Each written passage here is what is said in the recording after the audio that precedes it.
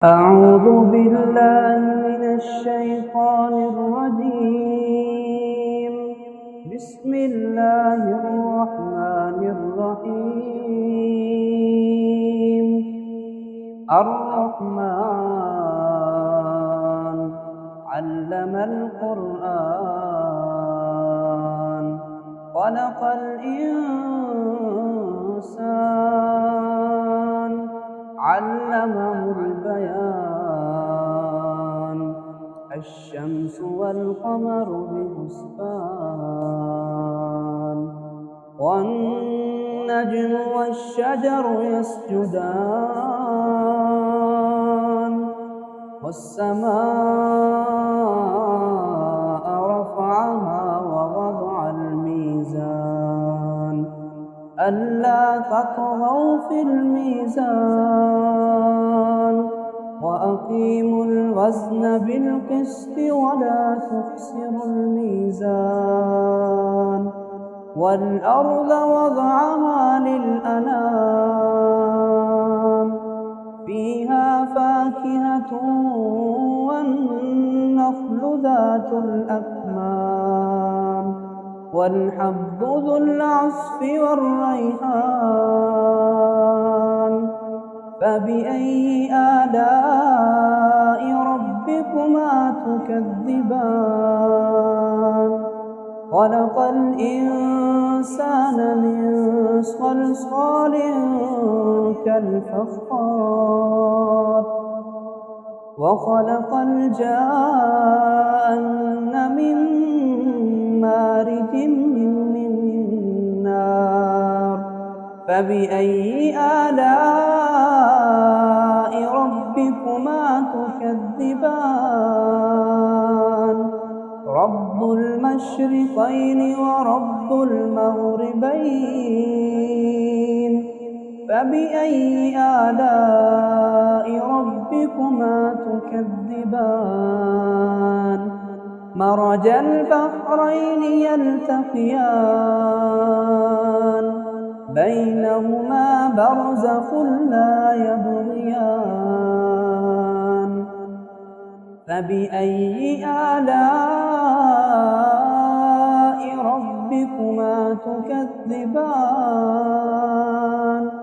يخرج منهما اللؤلؤ والمرجان. فبأي آلاء ربكما تكذبان وله الجوار المنشآت في البحر كالأعلام. فبأي آلاء ربكما تكذبان كل من عليها فان ويبقى وجه ربك ذو الجلال والإكرام. فبأي آلاء ربكما تكذبان يسأله من في السماوات والأرض كل يوم هو في شأن. فبأي آلاء ربكما تكذبان سنفرغ لكم أيها الثقلان. فبأي آلاء ربكما تكذبان يا معشر الجن والإنس إن استطعتم أن تنفذوا من أقطار السماوات والأرض فانفذوا لا تنفذون إلا بسلطان. فبأي آلاء ربكما تكذبان يرسل عليكما شواظ من نار ونحاس فلا تنتصران. فبأي آلاء ربكما ربكما تكذبان فإذا انشقت السماء فكانت وردة كالدهان فبأي آلاء ربكما تكذبان فيومئذ لا يسأل عن ذنبه إنس ولا جان فبأي آلاء ربكما تكذبان يعرف المجرمون بسيماهم فيؤخذ بالنواصي والأقدام فبأي آلاء ربكما تكذبان هذه جهنم التي يكذب بها المجرمون يطوفون بينها وبين حميم آن فبأي آلاء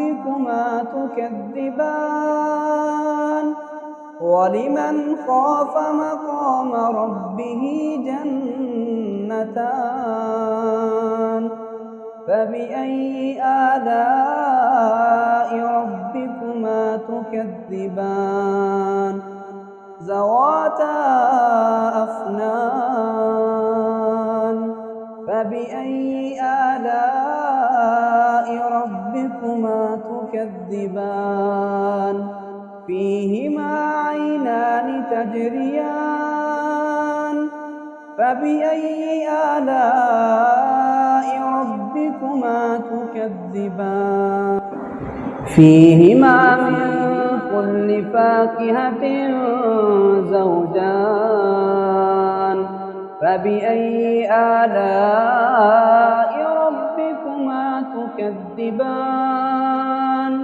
متكئين على فرش بطائنها من استبرق وجنى الجنتين دان فبأي آلاء ربكما تكذبان فيهن قاصرات الطرف لم يطمثهن إنس قبلهم ولا جان فبأي آلاء ربكما تكذبان كأنهن الياقوت والمرجان فبأي آلاء ربكما تكذبان هل جزاء الإحسان إلا الإحسان